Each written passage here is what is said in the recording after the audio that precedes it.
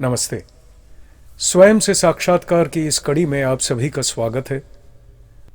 जो कड़ी हमारी चली आ रही है वो है कर्म पद्धति, और इस एपिसोड में भी हम कर्म पद्धति के बारे में ही आलोचना करेंगे। प्रज्ञान पुरुष की वाणी अनुसार हम चल रहे हैं। प्रज्ञान पुरुष को सुन लेते हैं और कर्म पद्धति की जिस वाणी को हम फॉलो कर रहे थे ब्रह्म आत्म विद्या से, हम वहीं चले जाएंगे। प्रज्ञान पुरुष श्री श्री बाबा ठाकुर के प्रवचन के छोटा सा एक अंश है, वो सुनने के बाद। साधारण जो कर्म है, हमारी दिन का कर्म जो है, वो खाना पीने के लिए कुछ कर्म चाहिए, जिंदा रहने के लिए कर्म चाहिए, ये तो मामूली है। लेकिन इससे हमारी फ़ायदा ज़्यादा कुछ नहीं मिलेगा। बहुत कुछ समस्या भी मिले बढ़ जाते हैं। उसको समस्या को नाश करने के लिए, उसको हटाने के लिए हमारी ग्रेटर समथिंग इज नीडेड। वो ग्रेटर समथिंग हम को कैसे मिले? बाहर का जो हमारी नीड है वो बाहर का कोई किसी से है हमको मिल सकता है, लेकिन हमारे अंदर का जो नीड है वो कैसे मिलेगा? प्रज्ञान पुरुष की वाणी थी, साधारण जो कर्म है, हमारा दैनंदिन जो कर्म है, खाने पीने के लिए जो कुछ कर्म चाहिए, जिंदा रहने के लिए जो कुछ कर्म चाहिए, यह सभी मामूली कर्म हैं। इससे हमें ज़्यादा फायदा नहीं मिलेगा। बहुत कुछ समस्याएं भी बढ़ जाती हैं। उस समस्या को नाश करने के लिए, उसको दूर करने के लिए ग्रेटर समथिंग इज नीडेड। यह ग्रेटर समथिंग हमको कैसे मिले? बाहर की नीड बाहर से मिल सकती है, लेकिन हमारे अंदर की नीड पूरी कैसे होगी? यहाँ पे उनके प्रवचन का जो अंश था, यहाँ तक हमने सुना। तो ये जो कर्म की समस्याएं हैं, जो दैनंदिन डेली कर्म हम करते हैं, इसकी समस्याओं पे हमारी चर्चा चल रही थी। हम थे ब्रह्म आत्मविद्या भाग 1 के पेज 25 पे जाते हैं और अंत के भाग में कुछ उनके सूत्र लिखे हैं, उन सूत्रों पे हम चलते हैं। कर्म को पूजा के रूप में लेना होगा, केवल भरण पोषण के लिए कर्म करना पशु समान है। अगर हम गौर करके देखें कि कोई भी पशु, हमारे हर मोहल्ले में हम देखते हैं सड़क में, जिनको हम लावारिस कुत्तों के हिसाब से देखते हैं, जो सड़क पे घूमते रहते हैं। अगर आप गौर करके देखिएगा, उनकी जो ज़िंदगी है, उस ज़िंदगी में वो लोग अपने बच्चों का भरण पोषण करते हैं, रहने की एक जगह ढूंढते हैं, खाद्य ढूंढते हैं, पानी ढूंढते हैं, जहाँ से जो कुछ संग्रह कर सकते हैं करके लाके बच्चों का भरण पोषण करते हैं, अपना भी खुद करते हैं। अगर गौर करके देखिए, नॉर्मल ज़िंदगी जो हम इंसान जीते हैं, उसमें और इसमें कोई फ़र्क नहीं है। तो हम पशु समान जीवन ऑलमोस्ट जीते हैं। तो कह रहे हैं कि कर्म जब तक पूजा का रूप नहीं लेगा, तब तक वो कर्म रहेगा पशु समान कर्म। पशु की तरह हम भी एक जगह ढूंढेंगे जहाँ पे रहेंगे, हम भी खाद्य ढूंढेंगे, उसके लिए नौकरी करेंगे, व्यवसाय करेंगे, हम भी कहीं ना कहीं कपड़ा लत्ता ढूंढेंगे। उन लोगों को कपड़े लत्ते की ज़रूरत नहीं होती, लेकिन हम लोगों को है। तो कुछ और ज़्यादा चीज़ों की दैनंदिन जीवन के लिए हमें ज़रूरत रहती है, जो कि जानवर को नहीं है।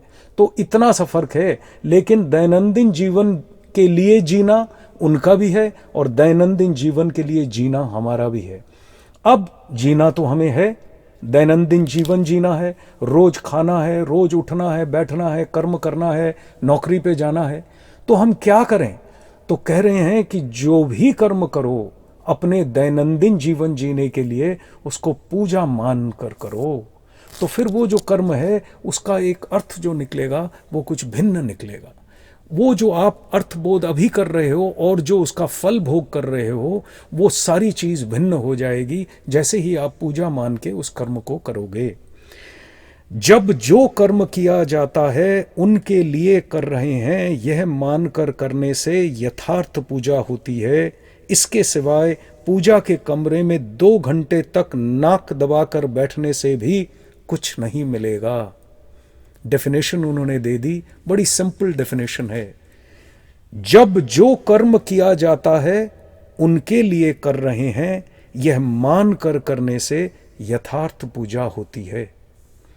तो हम पूजा को अगर अलग से करते हैं, मंदिर मस्जिद में जाकर किसी जगह जहाँ पे कोई विग्रह की स्थापना की गई है या कोई ऐसी जगह जिसको हम मानते हैं वहाँ जाके पूजा करते हैं और उसी को पूजा समझते हैं, या अपने ही घर में एक ठाकुर जी का कमरा होता है या ठाकुर जी का एक कोना होता है, उस कोने में बैठ के पूजा करते हैं, उसको ही पूजा मान लेते हैं।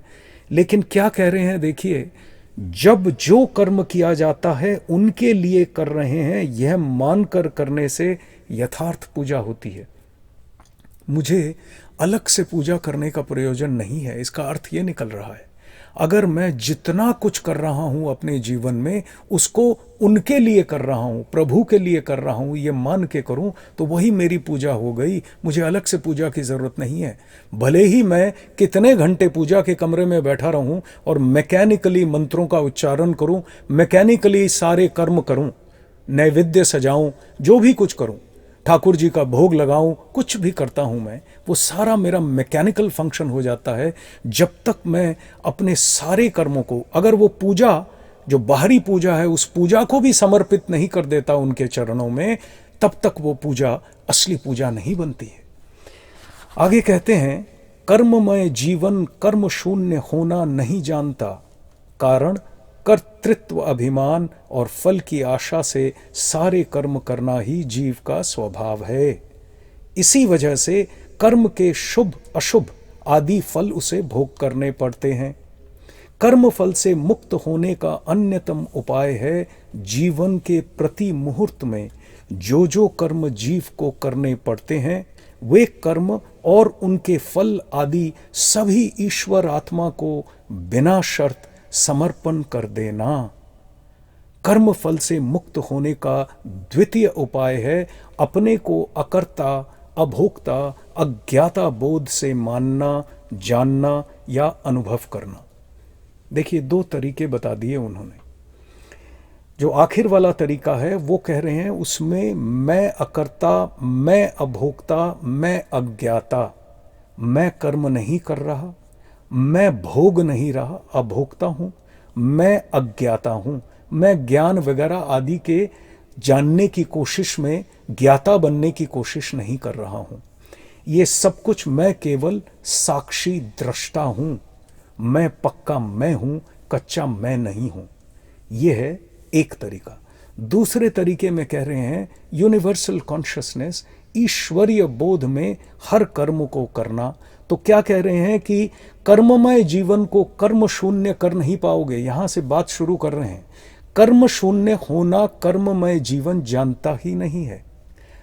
कर्तृत्व अभिमान और फल की आशा से सारे कर्म हमारे संसार जीवन में होते हैं। ख्याल करके देखिएगा, बहुत रेयर कोई कर्म होता है जो हम कोई आशा के बगैर करते हैं। कोई ना कोई हम लोगों को अर्थ मिलना चाहिए। अर्थ के दो मतलब हम अमूमन समझते हैं। एक अर्थ का मतलब होता है रुपया पैसा। कर्म करता हूँ, उसके बदले में मुझे रुपया पैसा मिलता है। जैसे मैं व्यवसाय करता हूँ, नौकरी करता हूँ, कुछ भी और चीज़ करता हूँ जिससे मुझे रुपया पैसा मिले, तो वो हो गया एक अर्थ का मतलब।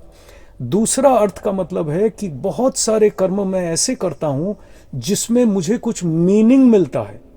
मैं पिता माता की सेवा करता हूँ, अपने बहुत छोटे से बच्चे को पाल पोस के बड़ा करता हूँ।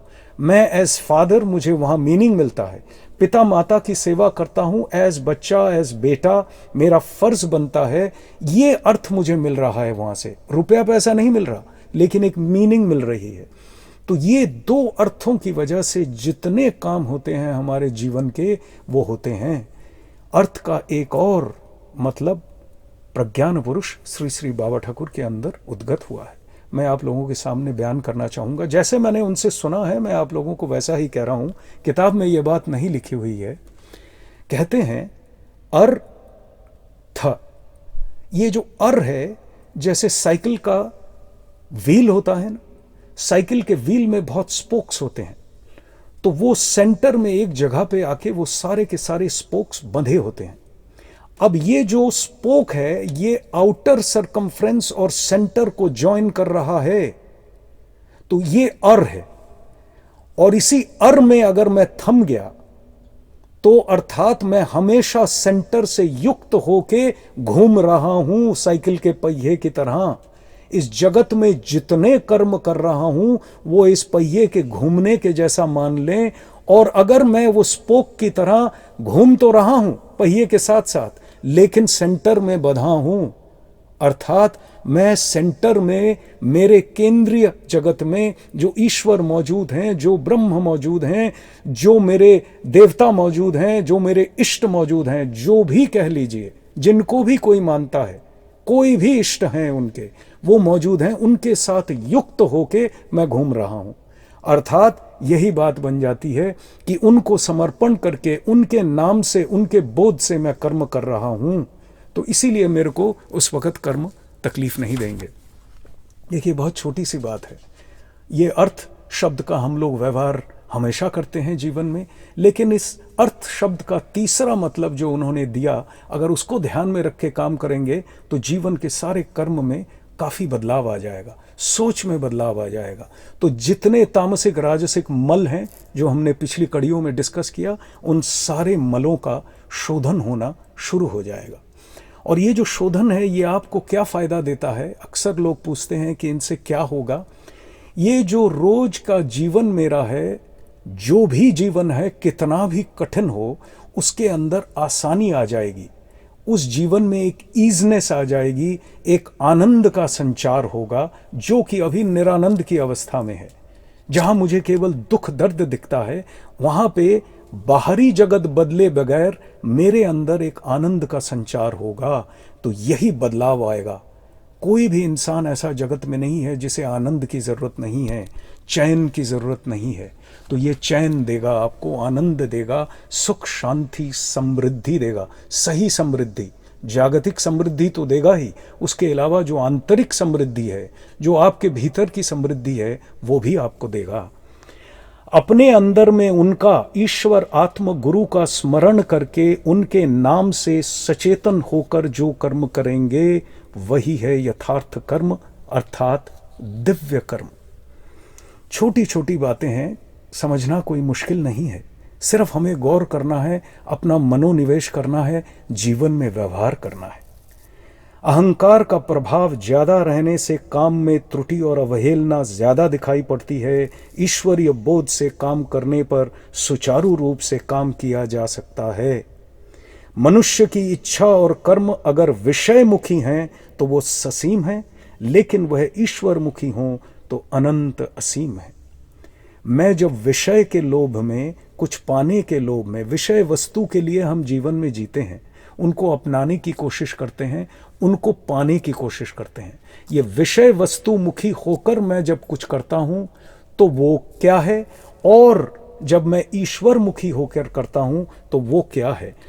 कर्म का पहला स्तर है सकाम, द्वितीय स्तर है निष्काम, एवं तृतीय अवस्था है वो कर्म है स्वतःस्फूर्त। देखिए, फाइनल वाणी है।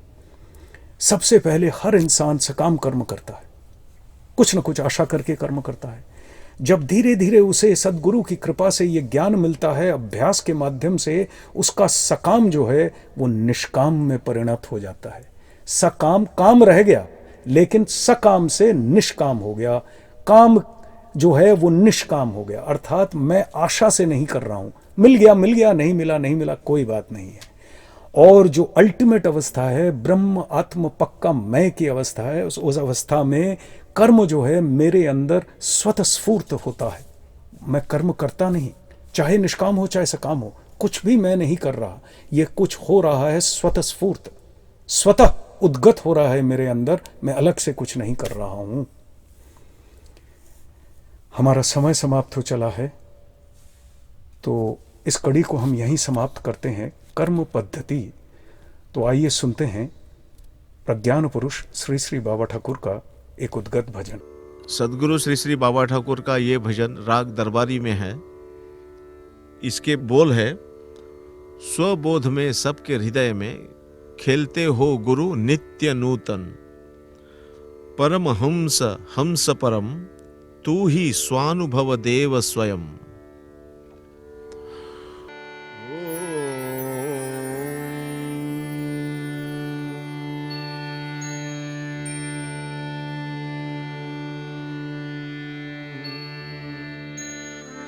हे ना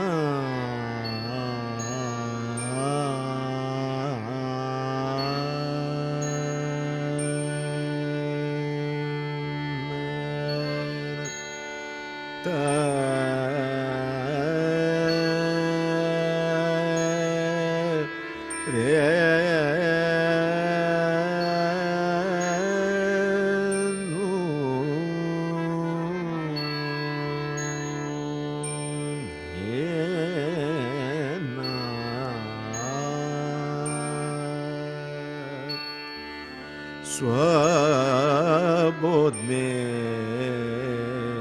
सबके हृदय में खेलते हो गुरु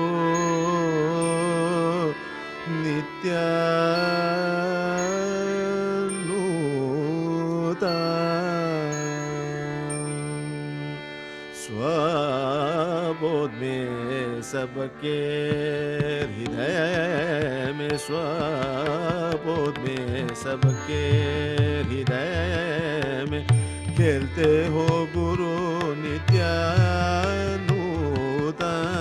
खेलते हो गुरु नित्यानूतन परमहंस हंस परम तू ही स्वानुभव देव स्वयं परमहंस हंस परम तू ही स्वानुभव देव स्वयं स्वबोध में सबके हृदय में खेलते हो गुरु नित्यानूतन स्वबोध में सबके हृदय में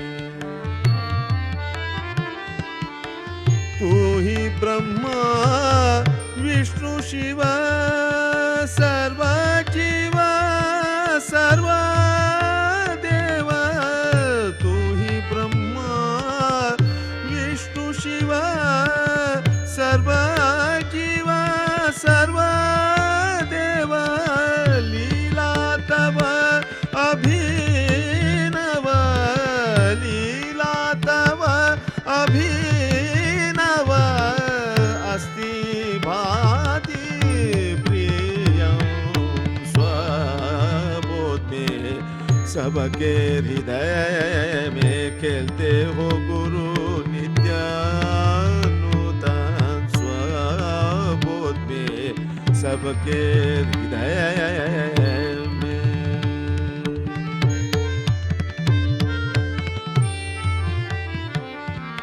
तू ही ईश्वर आत्मा तू ही ब्रह्म सनातन तू ही ईश्वर आत्मा तू ही ब्रह्म सनातन निर्गुण गुणी अंतर्यामी निर्गुण गुणी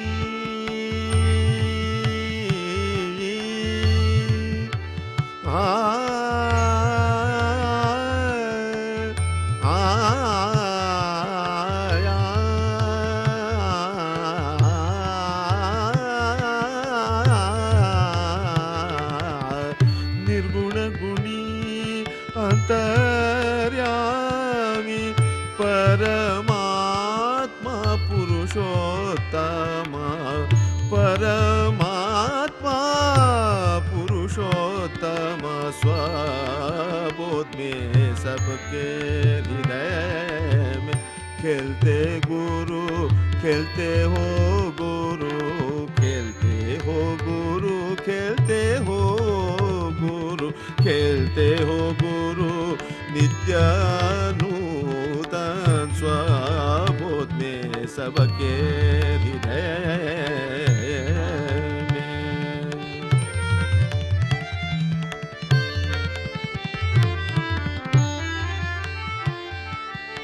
सच्चिदानंद स्वरूप तव सच्चिदानंद स्वरूप तव स्वयं प्रकाश स्वयं प्रभ प्रज्ञा विद्या स्वज्ञा तू ही प्रज्ञा विद्या स्वज्ञा तू ही सदसादी लक्षण सगुण निर्गुण स्वभाव तव द्वैत अद्वैत साध्य साधन कारण कार्य विभूति तव तत्वबोध में सर्व सम स्वबोध में सबके हृदय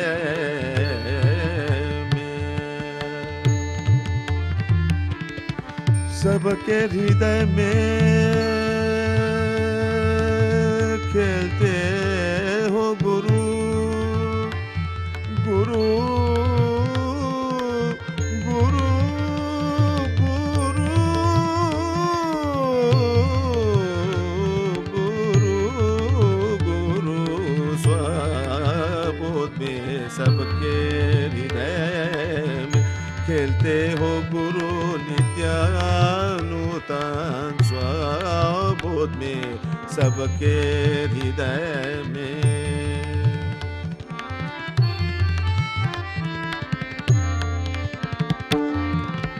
स्वतत्व गुरु तत्व ब्रह्मयात्मा परम गुरु ज्ञान आत्मा ब्रह्म ज्ञान गुरु ज्ञान आत्मा ब्रह्म ज्ञान आत्म ज्ञान स्वबोधपन आत्मज्ञान स्वबोध अपन स्वबोध में सबके हृदय में खेलते हो गुरु नित्यानूतन परमहंस हंस परम तू ही स्वानुभव देव स्वयं तू ही स्वानुभव देव स्वयं तू ही स्वानुभव देव